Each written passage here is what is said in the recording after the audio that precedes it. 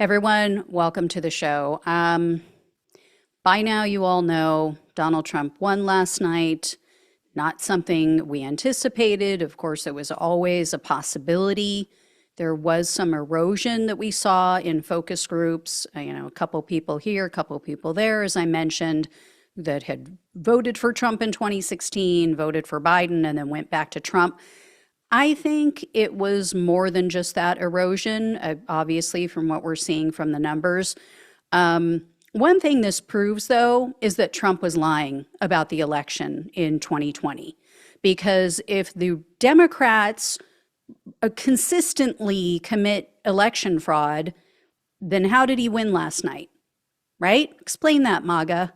Explain how they just decided, oh, we're going to let this one slide. We're not going to cheat in this election. So you're all full of shit, MAGA, when it comes to that. So I want to talk in this video about what happened, how it happened, where we go from here, what we can expect. Republicans have gained control of the Senate. That was pretty much a given. There were a lot of Democratic seats that were up for election in this cycle. They were very tenuous, to say the least. So in West Virginia, Joe Manchin stepped aside. He stepped down. That seat was always going to go red. So Jim Justice, a Republican, won that seat. In Montana, John Tester was very much on the edge. We kind of knew that one was not going to hold because it was amazing that a Democrat had held that seat in Montana for so long. I mean, it is a very red state. So he lost. Ohio Senator Sherrod Brown lost. I thought maybe he had the better chance of holding on to his seat. He seemed to play well with Republicans and they seem to like him. But right now there is a sentiment across the globe of anti-incumbency. People are just done with the old guard. They want to bring in the new. And, a lot of that has to do with the economy, post-COVID stuff, some other things going on, just a rise in autocracy around the globe. So that's where we're at as far as, the bad news about the Senate. There were a couple of good pieces of news about the Senate. Arizona candidate Carrie Lake lost, luckily, so she is out. And I would say at this point, she's probably out for good because I don't think that the Republican Party is going to ride that horse anymore, so to speak, because she's lost. She's proved herself to be a loser. She lost in the governor's race. She lost in the Senate race. So I don't think that her future is bright in the Republican Party. Could be wrong, as we've seen now, especially with last night's results, memories are short. So we'll see what happens. But as of right now, she's out. In Maryland, Angela also Brooks won. She is a Black woman. Lisa Blunt Rochester of Delaware also won. So we now, for the first time in history, have 2 Black women in the Senate. Previously, the only Black woman, I believe, in the Senate had been Kamala Harris. So this is good for representation, to get new voices, a different opinion, and different value set in there. I am not a big identity politics type person, but I do think you need to have different representatives and get different viewpoints and just have different life experiences brought to the table. North Carolina governor, that was a major race that everybody was watching. The Democrat Josh Stein won, and he won, I believe, last time I looked, was by double digits over his competitor, which you guys will remember is the scandal-ridden, psycho Mark Robinson. The House is still up for grabs. Some California seats are looking promising, so we'll see. That could hand control of the House to the Democrats, which would be the only thing standing between Donald Trump and his psychos and the rest of us. So let's pray for that. In Delaware, Democrat Sarah McBride won. She is now the first transgender member of Congress. So again, representation is important, and it's important to expose people to others who they may not have ever been exposed to. Maybe her being in Congress, I know this is probably a stretch, right? Me just being overly optimistic.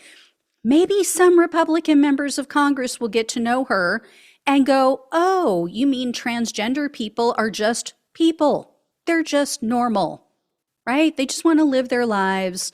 They're not hurting anybody. Let's hope that that happens. As for amendments that were on ballots throughout the country, there were a bunch of states that were looking at abortion. One, Florida in particular, was considering a weed amendment to make that legal in the state of Florida. So here's what happened. Numerous states enshrined abortion rights into their constitution last night. Florida did not. Florida said no to the weed amendment, and even though 58% of the voters in Florida voted for the abortion amendment, they did not win because the Republicans, being typical Republicans, they gave it a 60% threshold. So it wasn't like, oh, you got the majority that agree with this. No, it is minority rule, always with Republicans. So even though almost 60% of that state wanted to enshrine abortion rights beyond what they currently have, which is a ridiculous 6-week ban, they said no. So have fun with that, Florida people. A Florida reporter, this was very interesting, a Florida reporter yesterday said that as they were talking to people who were leaving the polling places, most of them admitted, yeah, I voted for Trump and I voted yes on the abortion ballot measure.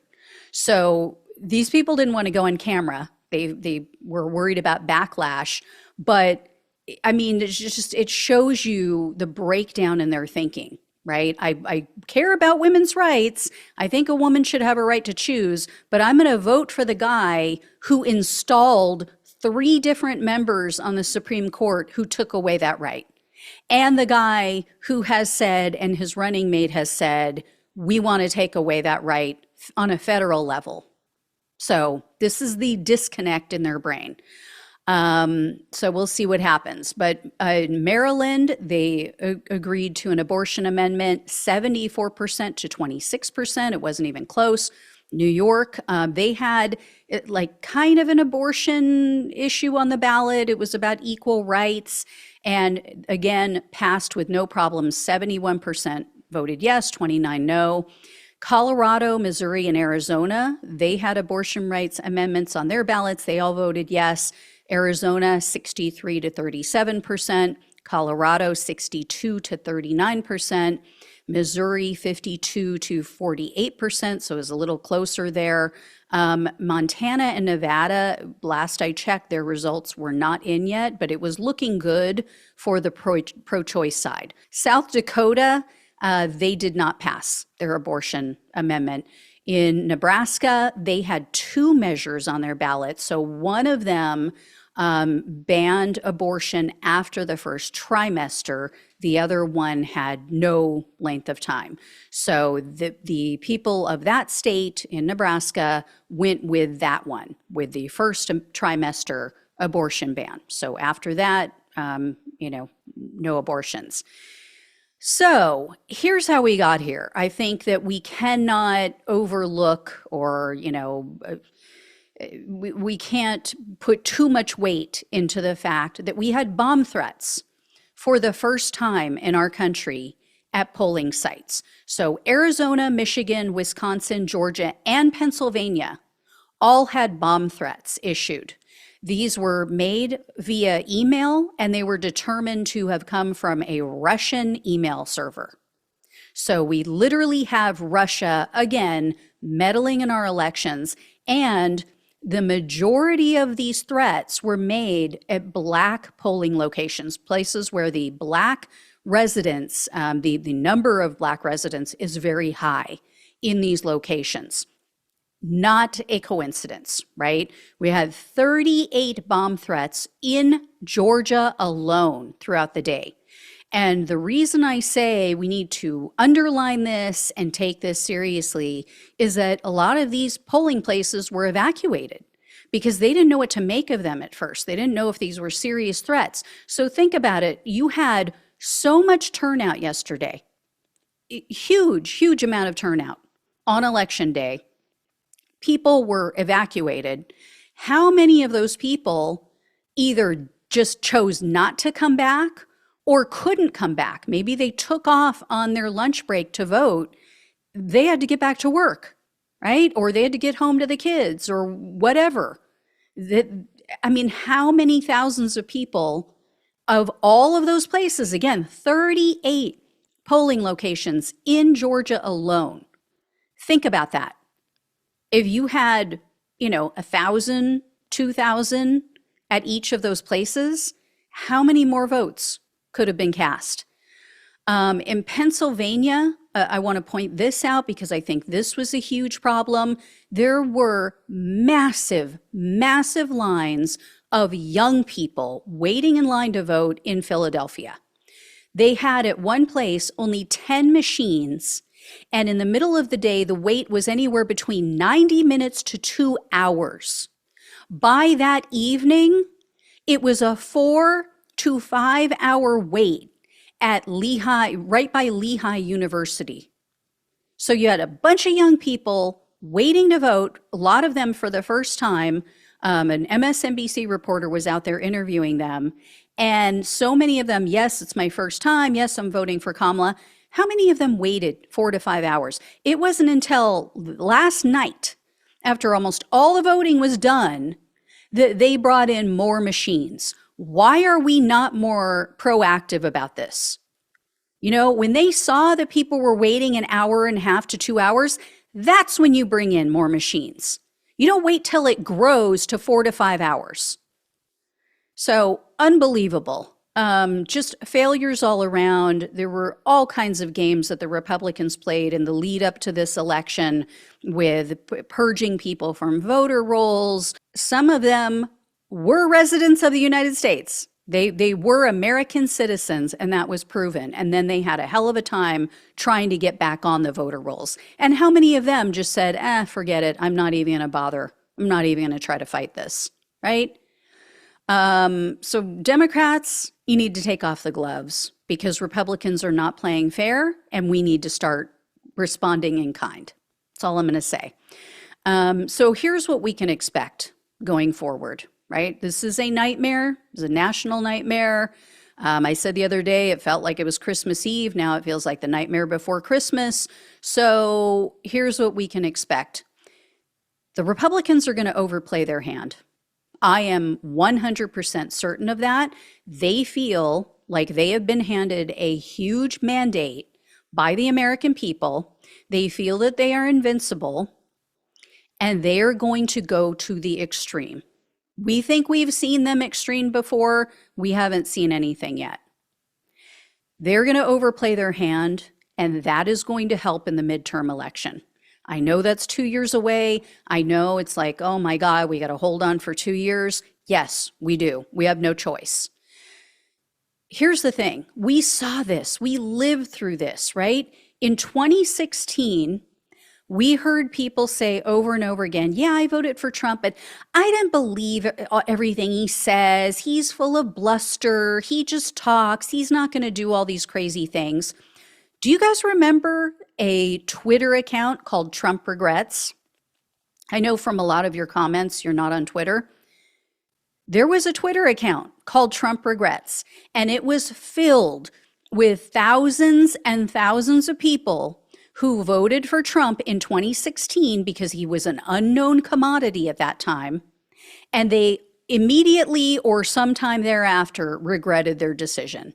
And they voiced that regret on Twitter. They tagged him and told him that they regretted voting for him. Or they just posted on Twitter saying, oh my God, I so regret my decision. We're going to see that again. I guarantee we are going to see that again. Because as I've said before, we now have young people who did not experience everything in his first term. They were here on Earth, but they were in elementary school or in middle school. They did not experience it in the same way that you and I did. They didn't have the horror of waking up every day wondering, oh my God, what the hell did he do today? Who is he hurting today? Who is he killing today in the case of COVID? So these young voters are going to have a huge wake-up call. I think a lot of them made their decision at the last minute. A lot of them made it based on the Joe Rogan endorsement. And here's my belief. I believe there are two types of Trump voters. I think there are the uninformed and there are the misinformed. The uninformed are the people who don't pay attention to politics. I know many of them. They go off of vibes. They get their news from their friends, their family members, their own little bubble who agrees with them, you know, and they trust, and that's what they go off. They do no research. They don't watch the news. They have no clue. Then there's the misinformed group that does watch the news, but all they watch is Fear News Network. They watch OAN, they watch, you know, Steve Bannon, they watch all the shows that tell them everything they're going to hear in their same little bubble. They get no real information. They are told over and over again that Donald Trump is the second coming. He is perfect. He does absolutely nothing wrong. He is hurting no one. And those people, I don't think there's really any hope for them because they're not about to change up their news diet. They don't want to know the truth. But I think the uninformed voters, which I think includes the younger people, I think they are in for a rude awakening. Just like people were in for a rude awakening in 2016 and they ended up regretting it. And then we saw what happened in 2020 because it was the same electorate pretty much, right? Or it was at least young people who were old enough who lived through Donald Trump's first term that they understood what a danger he was. They understood the promises he made and broke about protecting them at schools and, you know, helping financially and COVID and everything else. They were old enough to understand it. And we all saw it, we all lived through it, and that is why everybody kicked him out in 2020. But we are dealing with a completely different electorate now, right? And I know there were something like 45% of the people who voted for him, or 45% of the Hispanic community voted for him last night, which was unbelievable. I think they fall into the uninformed category. Some are misinformed, but some are uninformed. So they're in for a very rude awakening because how many of those Hispanic voters have family here who are undocumented?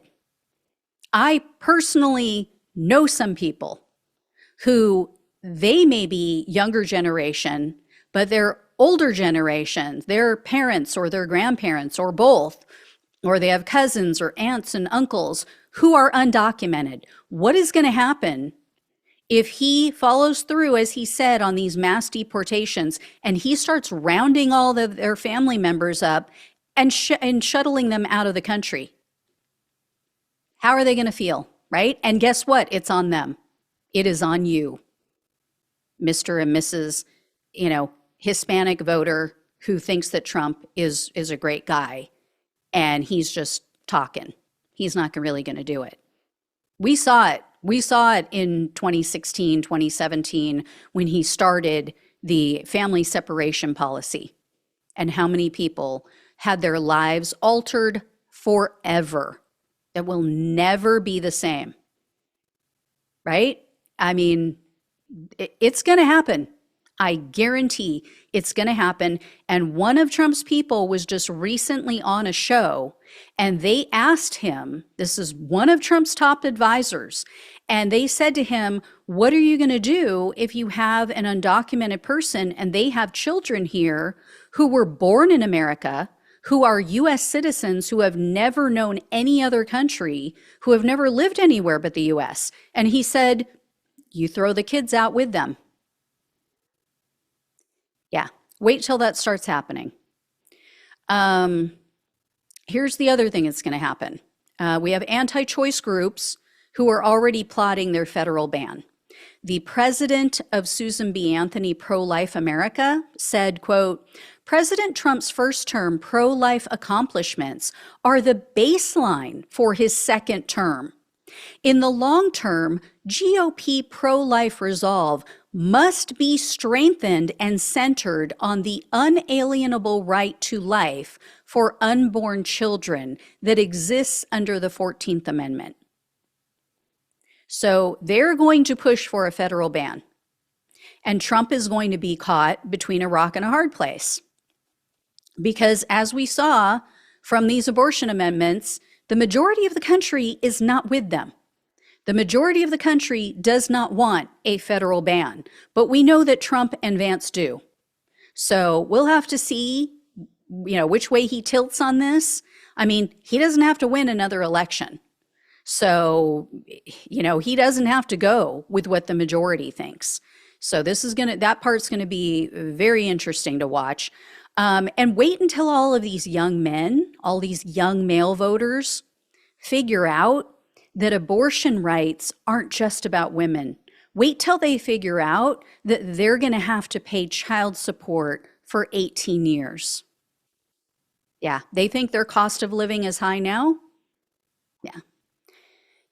As the saying goes, be careful what you wish for. So here's what we could see. Here is the silver lining I want to bring to all of you.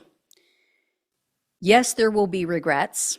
Yes, in 2028, hopefully in 2026 and 2028, we will see a massive repudiation of MAGA. But we also could see something very different and maybe more permanent and lasting. We are probably going to see a migration to blue states, which will be a shift in the electorate. Now, you say, are you sure? Why would that be? Well, think about it. If you have a 6-week ban on abortion in Florida and 58% of the residents there disagree, how many of them are going to stay in Florida? How many of them are going to take their chances with maybe their own miscarriage and dying because of that 6-week ban? How many of their residents are going to risk their daughters' lives, their granddaughters' lives, their, nieces? I mean, take your pick, right? And then they're going to go all in on anti-LGBTQ stuff. It's going to get even worse. Just be prepared for that.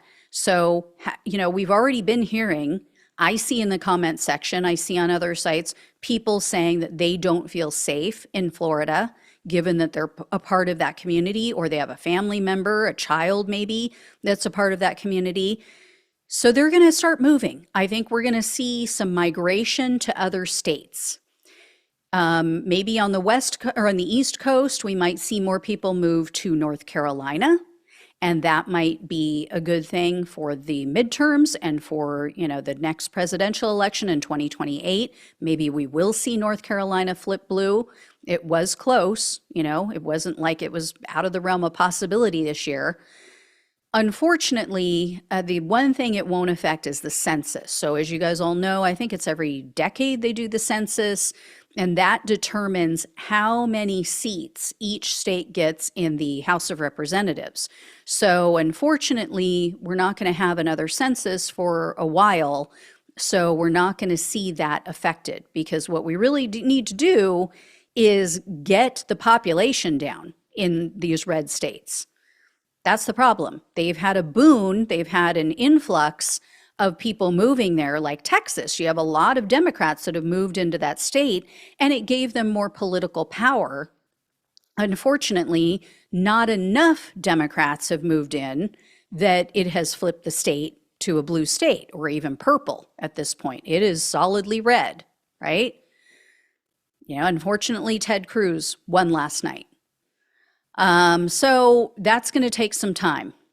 We're going to see an increase in bigotry and hate crimes, as we saw during Donald Trump's first term in office. That is undeniable. A neo-Nazi literally just endorsed Trump.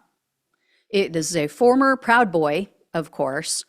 He is a current leader of what's known as the NSC 131 group. His name is Chris Hood, and he posted on Telegram, quote, "Casting a ballot for Trump provides a no-regrets way for race separatists to act, even if it means just one less Somalian in Maine, one less Haitian in Ohio, and one more foot of wall built.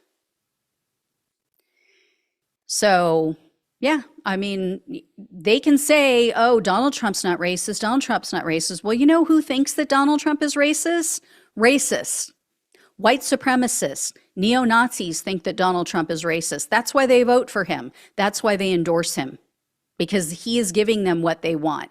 So you can say that all you want, MAGA. Doesn't make it so. And here's what else we can expect. His federal prosecutions are going to be shut down. He has already said as soon as he wins, he is going to fire Jack Smith and all of those prosecutions for stealing classified documents. Everything else is going to go away, for inciting an insurrection, for, trying to overturn the last election, commit a coup. All of that's going to go away, unfortunately. The Fulton County District Attorney, Fani Willis, won her reelection last night, and that is a state case, which he wouldn't be able to shut down, but unfortunately, that's going to be put on hold. So likely, if he's still alive by then, that case will probably not go to court until 2029. And the reason why is because of an OLC memo. So the OLC is the Office of Legal Counsel. Decades ago, with the whole thing with Richard Nixon, they drafted, I think that's when they drafted it, they drafted a memo, the Justice Department did, saying that a sitting president can't be indicted or tried for crimes. Now, it has never gone to court. It has never been challenged legally, but that has been kind of like, the standing order. That's what everybody abides by. Whether or not Democrats will try to push it, I don't know. But, given the makeup that we have on the Supreme Court, unlikely that they're going to win if it goes all the way to the Supreme Court. And that Donald Trump would take it there. So that case is going to be dead in the water, at least for the next 4 years. We also have to consider Donald Trump's age. There is a very strong likelihood that J.D. Vance will become the president during the next 4 years. So, he is just as, if not, well, I wouldn't say he's worse than Trump, but he is just as bad as Trump. He has proven that during this election. He has proven he is willing to stoop as low as Donald Trump. He is willing to lie about people, put a target on the back of people who are completely innocent, who have done nothing to him for his political ends. That's who J.D. Vance has proven himself to be. He is true scum of the earth. The good news is Trump's minions are losing. So the most extreme of his minions are losing. They lost in 2020, they lost in 2022, and they have lost again this year. So Carrie Lake, as I mentioned, in Arizona, she lost. Royce White, the guy who said that women are getting too mouthy. Yeah, that guy, the one who doesn't pay his child support, he lost in Minnesota. Mark Robinson, as I mentioned, he lost in North Carolina. I mean, the most extremists are losing. That is the good thing. And Trump's appeal doesn't appear to extend to his betas and to the sheep that follow him. And MAGA recognizes this, and they're actually worried about it. So there's this Politico article where they were at a Carrie Lake event, and they were talking to this female, she's a Carrie Lake supporter, and she told the reporter, quote, "We don't have anybody in the Republican Party who's even close." When she was asked about J.D. Vance, she said, quote, "No, he sounds like a real great guy, but Trump, he's just got that oomph about him. It does make me worry. The movement is mostly him." Yeah, that's called a cult, lady. There was also a young college Republican at a different event who told Politico, quote, "The only person who's been able to win on the MAGA platform is Trump." And then at another event, at that same Carrie Lake event that was at night where the one woman spoke, There was another attendee there, and this woman noted that there was a very small gathering. Like there weren't many people who showed up for Lake's gathering, and everybody who was there was wearing Trump hats. Had Trump signs. They had on his shirts. So it wasn't even about her. It was about him. And this person said, quote, "I think we're in trouble." And then other people echoed the same sentiment at different Trump events that this Politico journalist attended. So, yeah, I mean, death, that's what we really have to look forward to, is Donald Trump's death. So, I mean, I won't cry, but yeah, I wish I had better news for you guys. I understand, if some of you want to check out of politics for a little while. I understand if it's just, too upsetting, if you were blindsided by this. I know I have a friend who thought that this was, a done deal yesterday, and I don't want to burst his bubble, but I was very nervous.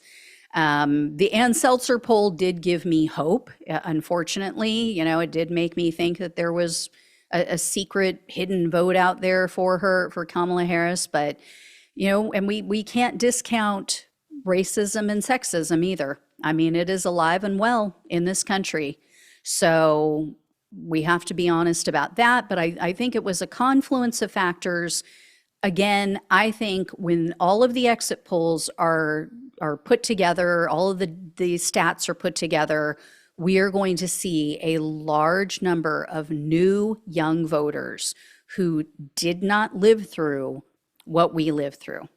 And they do not think that Donald Trump is truly a danger.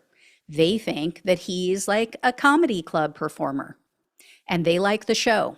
And so they think, he is going to give me what I need, and I'm struggling and I can't get ahead, and I should have everything my parents have. I mean, and I don't mean to discount, there are some young people who, a lot of young people are truly struggling. I think we need to make young people understand that everybody struggles when they're young. Everybody in their early 20s, late teens, is struggling until you get a little bit older and get some time under your belt at work and make more money. But we also need to acknowledge that, yes, things have changed and the world is different. Things are more expensive. The economy, wages have not kept up with inflation. And that is a real problem. And this is why I have said before, I will say again, and I will continue saying it, that Democrats need to run a populist. They need to stop with this middle of the road BS. They need to stop being worried about being called communists and socialists, because guess what? They're gonna be called that anyway. You had Kamala Harris cozying up to moderates in the Democratic Party and even Republicans, even very conservative Republicans, and they were still calling her a communist and a socialist. So guess what? Run a true populist, someone like a Bernie Sanders who can speak to the needs of people who are struggling and hurting, and you will win. You will win back these people. But telling people that what they are feeling is wrong is going to immediately turn them off. And that is why I said when she did that Fox News interview and they asked her why half of the country is supporting Donald Trump, I thought that her answer was very weak. An answer of, well, this is an election for president. It's not supposed to be easy. No, that's why I said she needed to acknowledge that he was hitting on points, that he was talking about issues that were pain points for people. You don't go into a conversation, and this is what, I had a lot of comments, people saying, oh, I think you're wrong. It was too lengthy of an answer. Doesn't matter how long your answer is. They're going to edit it down anyway. But what you want to do is acknowledge how the other person is feeling. And you need to think of it this way. In politics, it's about creating a relationship. It's about creating a relationship and getting someone to trust you, to feel that you really understand them, that you care about their concerns, you understand their pain points, and you want to help them. And unfortunately, as much as Donald Trump doesn't mean it, he speaks that language. He lets them know, I hear what you're saying, and the government is corrupt, and you've been let down, and I'm going to be there for you, and I'm going to fight for you. She needed to acknowledge people's pain. Think about it in your own life. If you have a relationship with someone and you're upset with them, or you feel like they've let you down in some way, what happens when that other person immediately shuts you down and tells you that you're wrong? How do you feel when that person says to you, I didn't do that. I didn't say that. That's not what I meant. You shouldn't be upset about that. I was just joking, or, you took it the wrong way. Or that's not how it was. How do you feel? You immediately feel like you're not being heard. You're not being understood. The other person doesn't care. And so you're likely to lash out at them, or you walk away from that relationship. It is the same way in politics. If the other person automatically tries to pivot to something else, oh, well, yeah, okay, you're upset about the economy, but let's talk about this other subject. Or, you really shouldn't be upset about the economy because all the economists say the economy is doing good. Immediately, you're telling the voters, I don't see you, I don't hear you, I don't understand your concerns, and I'm not going to fix it. Because if you can't acknowledge a problem, or you can't acknowledge where the government has gone wrong, then people know you have no intention of fixing it. If you don't think something's wrong, why would you fix it? So the Democrats need to do some soul searching. I really hope that we can, at least hold the House and maybe make some more gains in the midterms. Because if not, it's going to be a nightmare. It's already going to be a nightmare. It will be a shit show on top of a nightmare. Here is the other one silver lining, though. If Republicans have the White House, the House, and the Senate, they have no excuses. Donald Trump, one of two things is going to happen. Donald Trump is either going to enact everything he says he's going to do, and it's going to be just a complete major F up. It's going to be horrible for the country. Prices are going to skyrocket.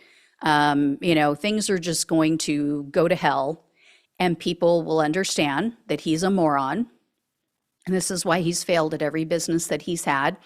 Or he's not going to keep his promises, and they're going to go, wait a minute, you guys have had, the House, the Senate, and the White House, and you're not doing anything you promised to do. So it could end up being a blessing in disguise. I'm just saying, I know that is probably the most rosy picture, me reaching, but that is truly what I believe. We will see how it plays out, but I am not giving up the fight, guys, and neither should you. Do not give up. I understand if you need to take some time to step away from things, but this is what autocrats, this is what fascists depend on, wearing you down to the point that you no longer have the energy to fight. I don't tire. I don't tire. I have been fighting my whole life, whether it be my family, other circumstances that I've shared with you guys. I take a moment. Yes, I'll shed some tears. I will have some anxiety. And then I get really fucking pissed off. And then I dig in. And this is the promise that I will make to you. I'm not going anywhere. I am not going anywhere. I will be on Donald Trump like a tick on a dog.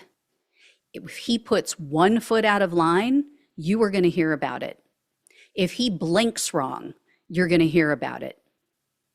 I am going to report it. I'm going to share it everywhere. And hopefully it will get to the right people. that need to see it and hear it, so they understand the mistakes that they made. But I'm not giving up, and neither should you. This is our country, just like it's their country. I'm not going anywhere. Physically, mentally, emotionally, no. No, I'm not built that way. So, yeah. In simple terms, I'm staying on this motherfucker to the end of his days. I will not let him rest. That is my promise.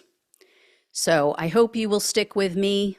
Again, if you need to take some time, I completely understand. Holidays are coming up, give us time to all decompress, but hang in there, okay? All right, everybody. I love you all. Thank you for watching and listening all this time, for all these years. We've been fighting. We're going to keep fighting. Nothing has changed in that regard. All right. Thank you all again. Love you all. Take care. Talk with you soon.